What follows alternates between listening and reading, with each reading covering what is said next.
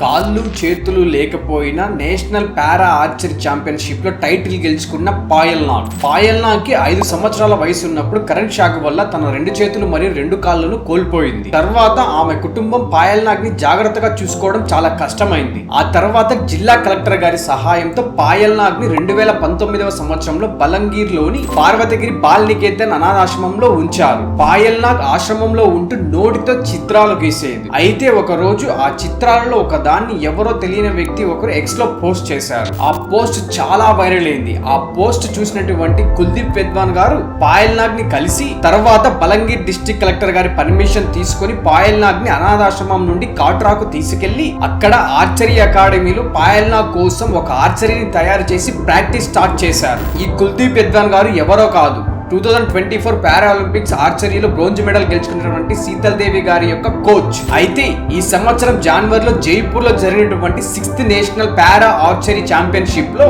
పారా Olympic winner Sheetal దేవిని ఓడించి పాయల్నాగ్ national champion గా నిలిచింది. Do subscribe.